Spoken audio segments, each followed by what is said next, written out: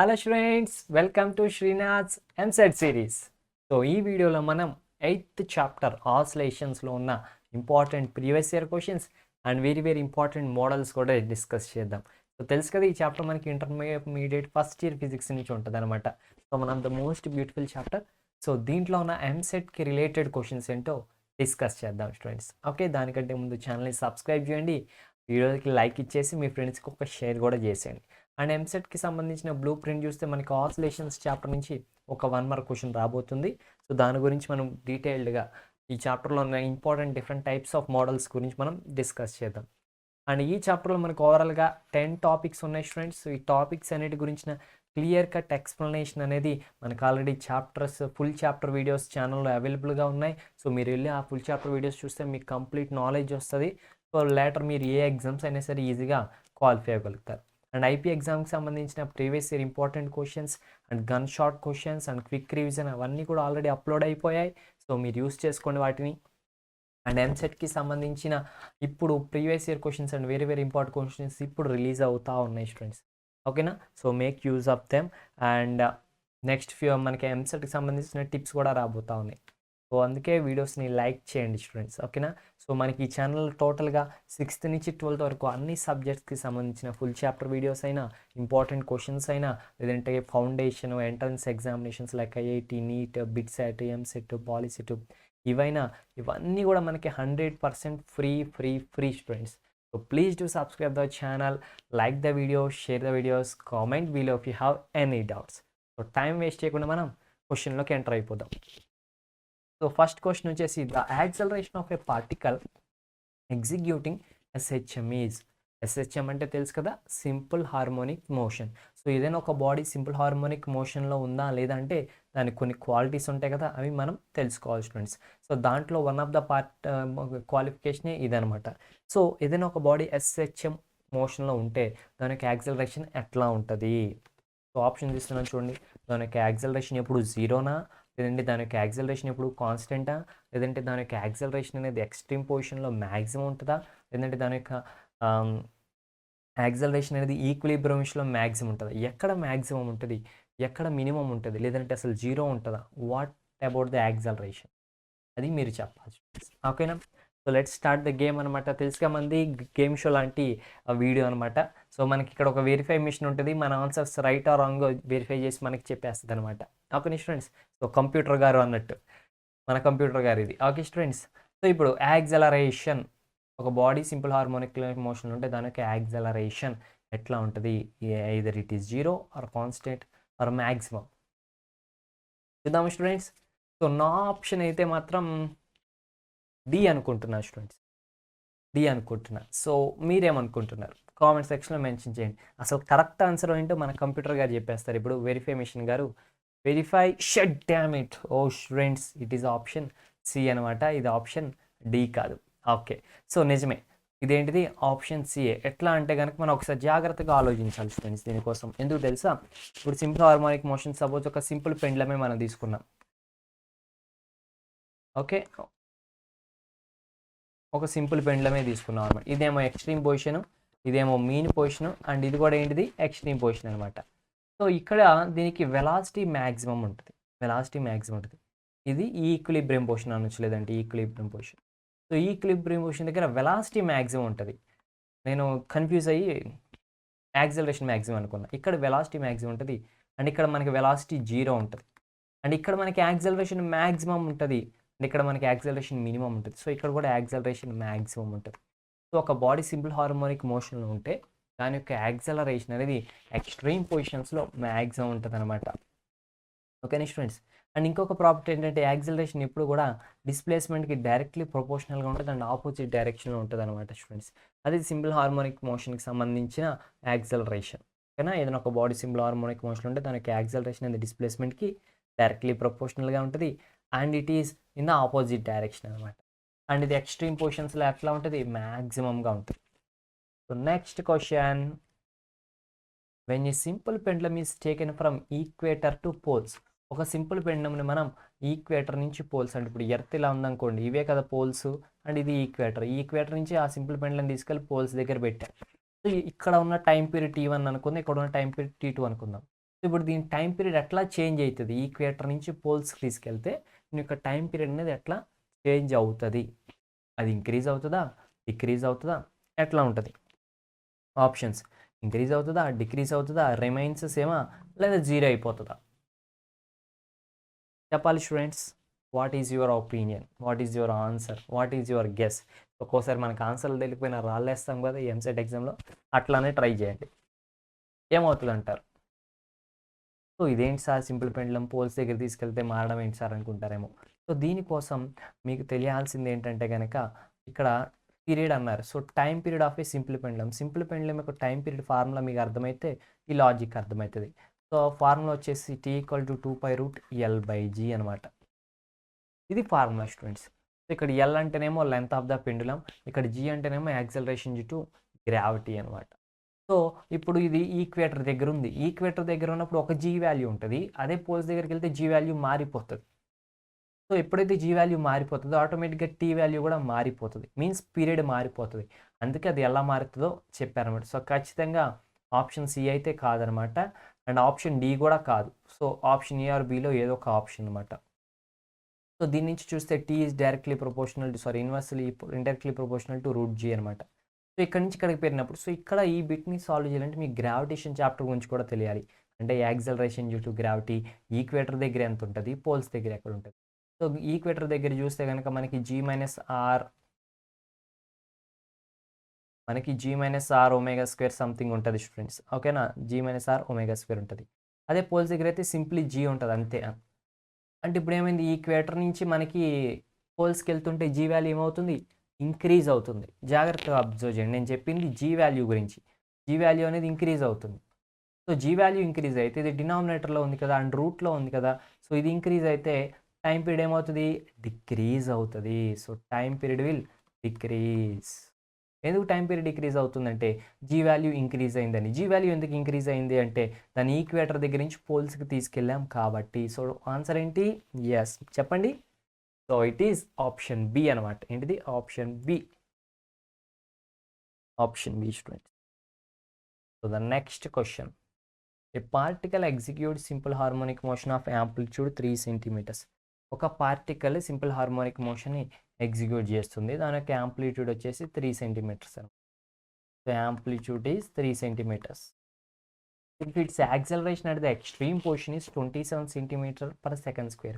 So దాని యొక్క acceleration అంట ఏ మ్యాక్స్, ఎక్కడ ఎక్స్ట్రీమ్ పొజిషన్స్ దగ్గర ఉండేది మ్యాక్సిమం అని చెప్పుకున్నాం కదా, అది 27 cm/s² అంట. అయితే ఇప్పుడు దాని యొక్క టైం పీరియడ్ మనల్ని ఫైండ్ అవుట్ చేయమంటున్నారు. టైం పీరియడ్ అంటే T కదా మనకు తెలుసు, time period equals to 2π√L/g తెలుసు, అది కుదరదు కదా సార్. ఇంకో ఫార్ములా ఏంటంటే 2π/ω స్టూడెంట్స్, ఇది కూడా టైం పీరియడ్ ఫార్ములానే. సో దీంట్లో మనకు టైం పీరియడ్ కావాలంటే 2π వాల్యూ తెలుసు, ఇంకా ఒమేగా వాల్యూ తెలియాలి. సార్ ఒమేగా వాల్యూ ఎలా వస్తుంది సార్ అంటే, how we can get omega value అంటే కనుక స్టూడెంట్స్, మనకి యాక్సలరేషన్కి ఒమేగాకి రిలేషన్ ఉంది. Acceleration = ω² × a. సో దీని నుంచి ω² ఎంత అవుతుంది students, which is small a/A. So ఇప్పుడు నేను ఆప్షన్స్ ఇస్తాను, ఎవరైనా ఆన్సర్ చెప్పగలరేమో ట్రై చేయండి.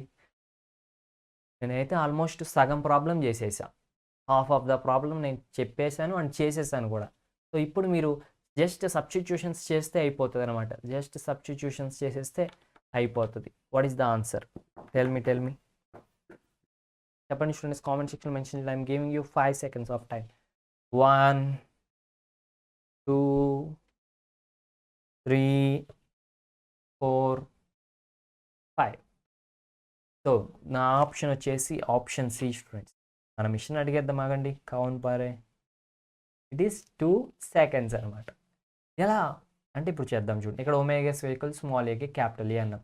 Small a value 27, capital A value 3. So ω² = 9. So omega equal ఏమవుతుంది, √9 అంటే 3. ఒమేగా వాల్యూ 3 వచ్చింది. సో ఇప్పుడు దీన్ని తీసుకొచ్చి మనం ఇక్కడ సబ్స్టిట్యూట్ చేసామనుకోండి, 2π/3 వస్తుంది.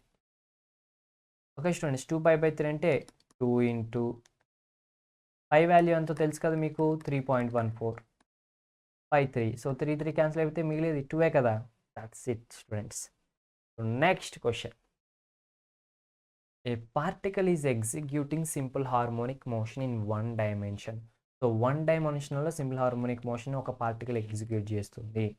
If the amplitude of the oscillation is దాని యొక్క యాంప్లిట్యూడ్ వచ్చేసి 0.2 centimetres and if its velocity at mean position. So mean position దగ్గర ఎక్కడ మీన్ పొజిషన్ అంటే ఇలా ఉందనుకోండి, మీన్ అంటే తెలుసు కదా, ఎక్స్ట్రీమ్ పొజిషన్ కాకుండా మీన్ పొజిషన్ దగ్గర ఎంత వెలాసిటీ 5 మీటర్ పర్ సెకండ్స్ అంట. So v max is equal to 5 metre per seconds. Mean position దగ్గర వెలాసిటీ మ్యాక్సిమం ఉంటుంది అండ్ ఎక్స్ట్రీమ్ పొజిషన్ దగ్గర వెలాసిటీ 0 ఉంటుంది, క్వైట్ ఆపోజిట్ యాక్సలరేషన్కి. సో ఇది వాళ్ళు ఇచ్చింది. ఇప్పుడు మనల్ని యాంగులర్ ఫ్రీక్వెన్సీ కనుక్కోమంటున్నారు. ఎలా కనుక్కుంటాం చెప్పండి స్టూడెంట్స్? సో ఈజీ అనమాట. అదేంటి సార్ ఈజీ అంటారంటే, మనకి ఏకి ఫార్ములానేమో ఏ ఒమేగా స్క్వేరు, అట్లానే వీకి ఫార్ములా ఏంటో తెలుసా? It is A into just omega, that is equal to 5 అనమాట. సో ఏ అంటే వాల్యూ ఇచ్చేసారు కదా, 0.2 into omega is equals to 5. So ఇప్పుడు ఆప్షన్స్ ఇస్తాను, ఆన్సర్ చెప్పడానికి ట్రై చేయండి స్టూడెంట్స్, చెప్పడానికి ట్రై చేయండి. నేను మేము ఇక్కడ కన్ఫ్యూజ్ చేయడానికి కొంచెం ఒక ట్రిక్ వాడాను, మీరు అది ఫైండ్ అవుట్ చేయాలి. అంతేగాని నేను చెప్పింది పూర్తిగా మీరు గుడ్డిగా నమ్మేసి ఆన్సర్ని వేయడం కాదు. కొంచెం జాగ్రత్తగా ఆలోచించాలి. వాల్యూస్ వాళ్ళు ఏమి ఇచ్చారు, ఏ యూనిట్స్లో ఇచ్చారు, అది కూడా మీరు అబ్జర్వ్ చేయాలి. ఏ యూనిట్స్లో ఇచ్చారు చెప్పాలి. సో నా ఆప్షన్ వచ్చేసి ఆప్షన్ డి స్టూడెంట్స్, ఓకేనా? సో మరి మీ ఆప్షన్ ఏంటో కామెంట్ సెక్షన్లో మెన్షన్ చేయండి ఒకవేళ మీరు సాల్వ్ చేస్తే, ఓకేనా? చూద్దామా, ఏ అవుతుందా, బి అవుతుందా, సి అవుతుందా, డి అవుతుందా? ఈసారి కూడా వెరిఫై మిషన్ నన్ను ఏమన్నా మోసం చేస్తుందా?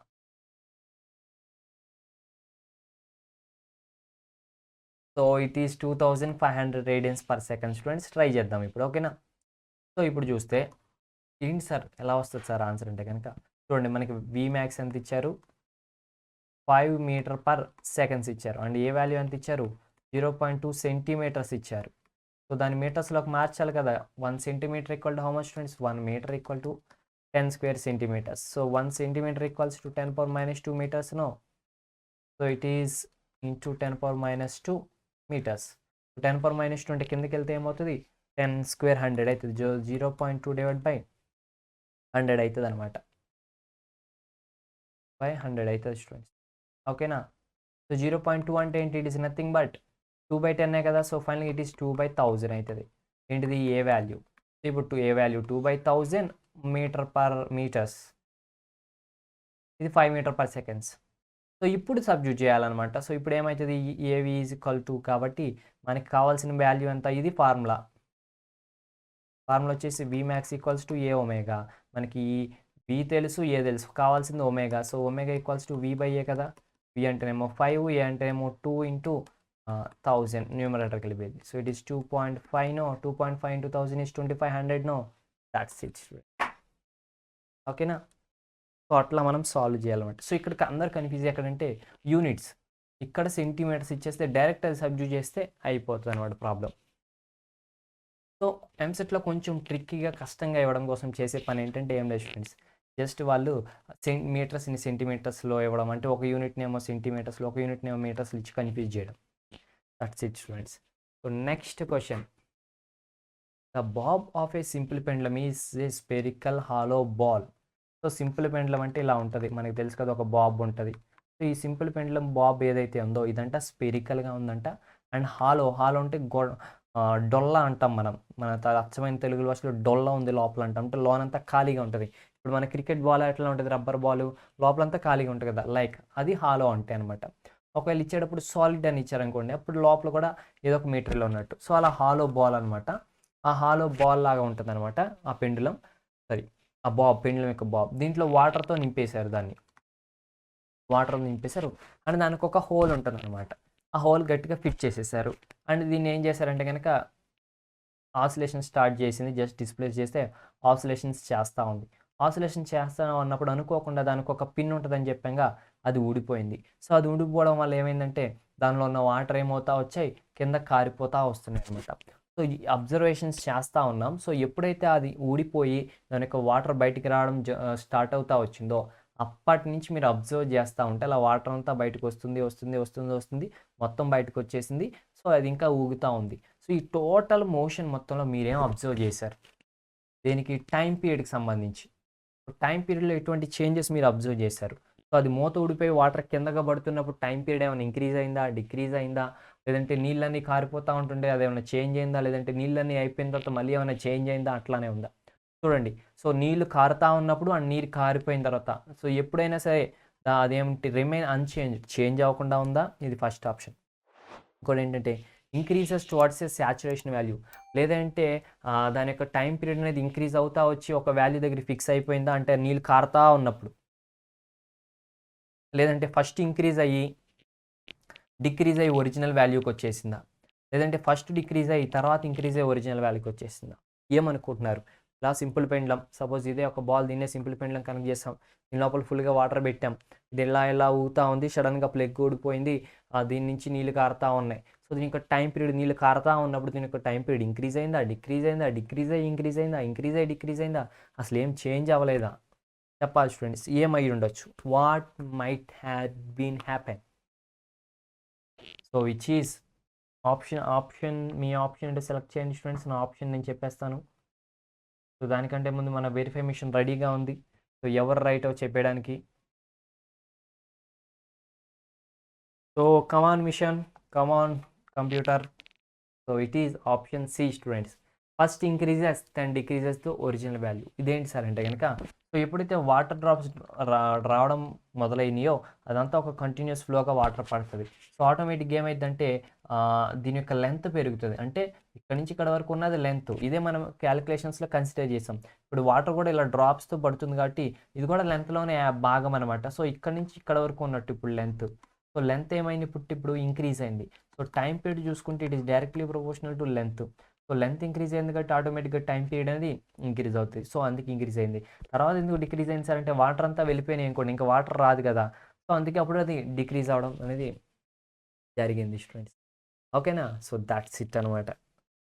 నెక్స్ట్ క్వశ్చన్కి వెళ్ళిపోదాం మనం. What is the number of degrees of freedom for a oscillating simple పెండ్లం?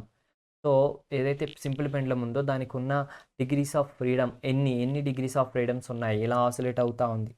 ఎన్ని డిగ్రీస్ ఆఫ్ ఫ్రీడమ్ ఉండొచ్చు students? It is having 1, having 2, having 3, having more than 3. ఎన్ని ఆసిలేషన్స్ ఎన్ని డిగ్రీస్ ఆఫ్ ఫ్రీడమ్ ఉండొచ్చు? కామెంట్ చేయండి మీ ఆన్సర్ని. ఓకే, సో నేనైతే ఇప్పుడు verify machine ఏం చెప్తుందో చూస్తా. So it is telling that it is 2 అనమాట. So 2 degrees of freedom. So ఇది ఇలా అవ్వచ్చు అండ్ రొటేషన్ కూడా అవ్వచ్చు స్టూడెంట్స్. 2 డిగ్రీస్ ఆఫ్ ఫ్రీడమ్స్ ఉంటాయి అనమాట. And the next question is ratio of maximum acceleration to the maximum velocity of a simple harmonic oscillator. ఒక simple harmonic oscillator ఉంటే కనుక సో దానికి దాని యొక్క వెలాసిటీలో మ్యాక్సిమం ఉంటుంది అండ్ యాక్సలరేషన్లో కూడా మ్యాక్సిమం ఉంటుంది. But velocity maximum acceleration maximum different టైమ్స్లో ఉంటుంది. ఫర్ ఎగ్జాంపుల్ మీన్ పొజిషన్ దగ్గర వెలాసిటీ మ్యాక్సిమం ఉంటుంది, ఎక్స్ట్రీమ్ పొజిషన్ ఏమో యాక్సలరేషన్ మ్యాక్సిమం ఉంటుంది. అయితే వీటి యొక్క మ్యాగ్నిట్యూడ్స్ యొక్క రేషియోని డివైడ్ చేస్తే మనకి ఏమొస్తుంది అని చెప్పారు. సో Vmax అంటేనేమో యాంప్లిట్యూడ్ ఇంటూ ఒమేగా, అది యాక్సలరేషన్ మ్యాక్సిమం అంటేనేమో amplitude into omega square. So A cancel, omega will cancel అనమాట. అయితే వీళ్ళు అడిగింది ఏంటంటే యాక్సలరేషన్ టు ద వెలాసిటీ అడిగారు, అంటే A to V రేషియో అడిగారు, అంటే జస్ట్ రివర్స్ చేయడమే. సో ఇట్ ఈస్ ఒమేగా/1 అనమాట. సో ఆన్సర్ ఏమై ఉండొచ్చు స్టూడెంట్స్? ఆల్రెడీ ఆన్సర్ క్లియర్గా చెప్పేసారు. It is nothing but option A అనమాట. So next question. Simple pendulum is vibrating in an evacuated chamber అనమాట. ఒక ఛాంబర్లో సింపుల్ పెండ్లమ్ అనేది వైబ్రేట్ అవుతా ఉంది స్టూడెంట్స్. ఇవాక్యుయేటెడ్ ఛాంబర్ అంటే దాని లోపల వ్యాక్యూమే అనమాట, ఇంకేమీ లేదు. ఎయిర్ రెసిస్టెన్స్ అనేది ఉండదు అక్కడ. మెయిన్ థింగ్ వచ్చేసి మనకి ఎయిర్ రెసిస్టెన్స్ ప్రాబ్లం ఉండదు అనమాట.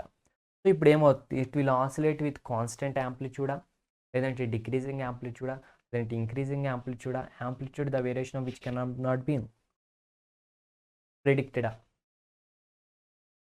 ఏమవుతుంది స్టూడెంట్స్? ఒక ఛాంబర్లో, ఇవాక్యుయేటెడ్ ఛాంబర్లో, వ్యాక్యూమ్ ఛాంబర్లో సింపుల్ పెండ్లమ్ మీద వైబ్రేషన్స్ చేస్తూ ఉంది. ఇలా ఇట్ విల్ ఆసిలేషన్స్ చేస్తూ ఉంది. ఆసిలేషన్స్ చేస్తూ ఉన్నప్పుడు మనకి ఆసిలేషన్స్ అనేవి వాటి యొక్క amplitude increase or decrease or constant చెప్పాలి స్టూడెంట్స్. నార్మల్గా అయితే ఏమవుతుంది కొంచెం చెప్పండి? ఎయిర్ రెసిస్టెన్స్ లేదు, ఇలా సింపుల్ పెండ్లమ్ మీరు తీసుకుని ఇట్లా పెట్టి ఇలా వదిలేరు, ఏమవుతుంది? దాని యొక్క యాంప్లిట్యూడ్ అనేది స్లోగా తగ్గిపోతుంది. సో నార్మల్ కండిషన్స్లో అయితే డిక్రీజ్ అవుతుంది. ఎందుకు డిక్రీజ్ అవుతుందంటే కారణం ఏంది? Because of the air resistance. Main thing air resistance వల్లే కదా. సో ఇప్పుడు ఇవాక్యుయేటెడ్ ఛాంబర్ అని చెప్పారు అంటే ఏంటి, వ్యాక్యూమ్ ఛాంబర్ అంటే ఏంటి, దాంట్లో అసలు ఎయిరే ఉండదు. ఎయిరే లేకపోతే ఎయిర్ రెసిస్టెన్స్ ఉండదు కదా. సో ఎయిర్ రెసిస్టెన్స్ లేకపోతే ఎయిర్ రెసిస్టెన్స్ వల్ల డిక్రీజ్ అవ్వడం ఉండదు కదా. సో అందుకే ఏమైందంటే కనుక అది చేంజ్ అవ్వదు student. So it will moves with a constant amplitude. కావాలంటే మన కంప్యూటర్ గారు కూడా చెప్పేస్తారు మనకి. అది కాన్స్టెంట్ యాంప్లిట్యూడ్తో మూవ్ అవుతూ ఉంటుంది అనమాట. డిక్రీజ్ అవ్వదు, ఇంక్రీజ్ కూడా అవ్వదు. So don't forget to subscribe the channel students. Like చేయండి, మీ ఫ్రెండ్స్కి షేర్ చేయండి వీడియోస్ని, ఓకేనా. కామెంట్ చేయండి మీకు ఏమైనా డౌట్స్ ఉంటాయి.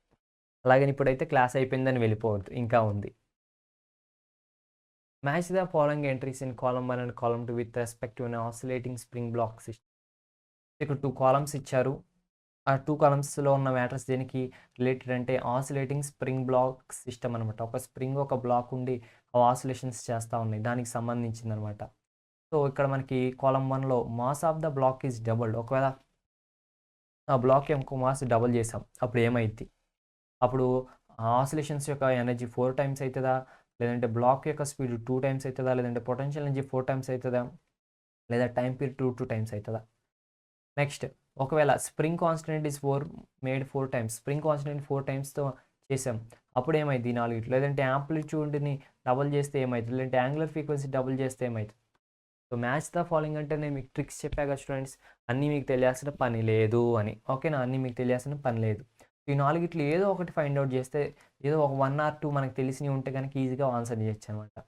సపోజ్ ఇదే చూద్దాం ఆగండి. Mass of the block is doubled అన్నారు. సో నార్మల్గా ఇక్కడ టైం పీరియడ్ కూడా ఉంది కదా.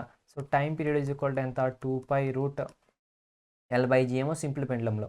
ఇదేంటిది, ఇది ఆసిలేటింగ్ స్ప్రింగ్ బ్లాక్ అని చెప్పారు. సో దీంట్లో ఫార్ములా వచ్చేసి ఏమొస్తుంది స్టూడెంట్స్, ఇట్ ఈస్ 2/m/k అనమాట.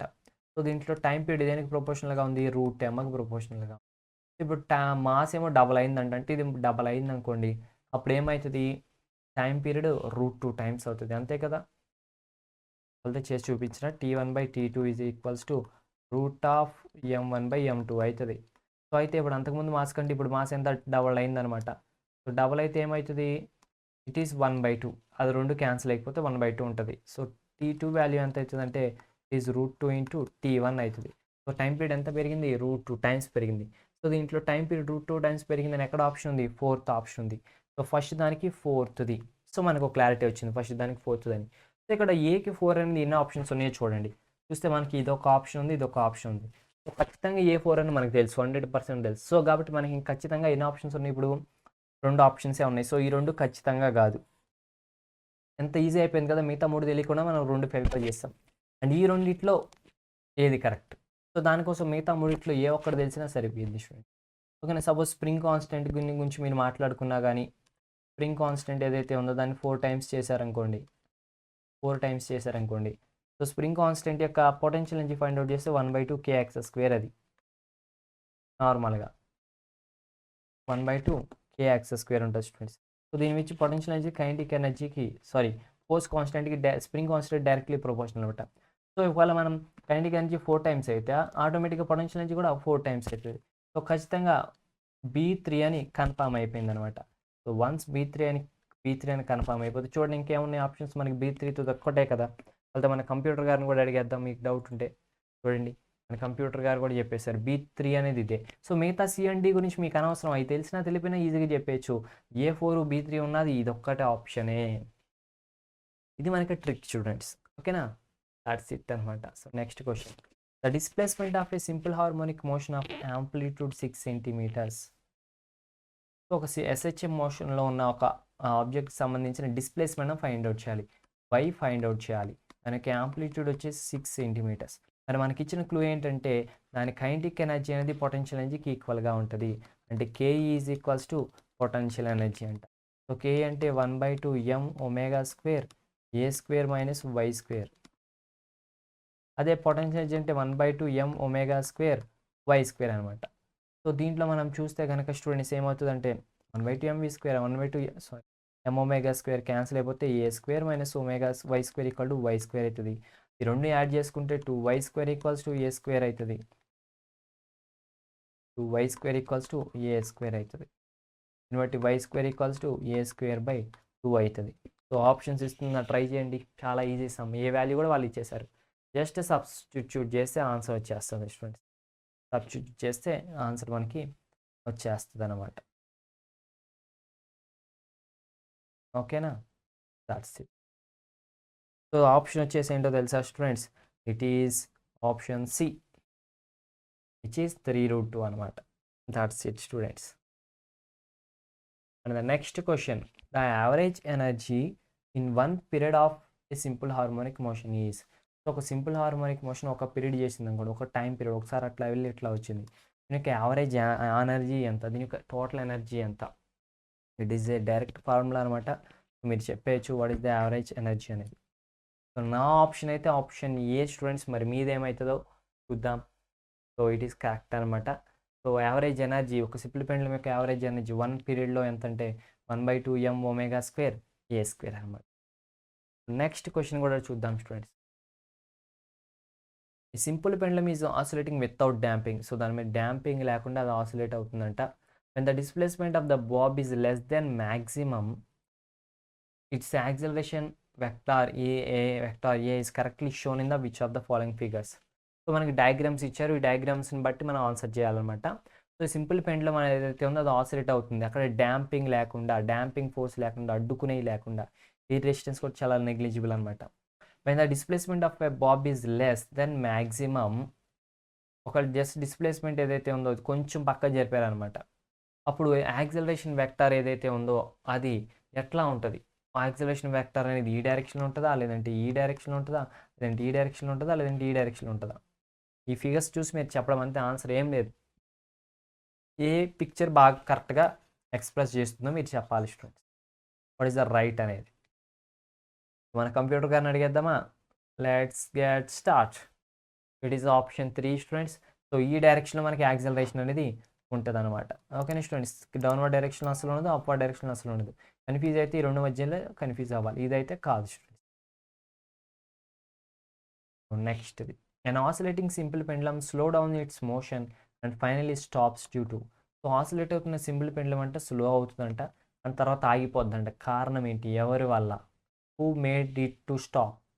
అది ఎయిర్ ఫ్రిక్షనా, ఎర్త్స్ గ్రావిటీయా, మాస్ ఆఫ్ ద పెండ్లమా, సెంటర్ గ్రావిటీయా? నా ఆప్షన్ అయితే it is because of the option A, is air friction. దానివల్ల అది ఆగిపోతుంది అనమాట, దానివల్ల అది డ్యాంపింగ్ అవుతుంది. లేదంటే టైం ఇలా సింపుల్ పెండ్లం ఊగుతూనే ఉంటుంది అనమాట.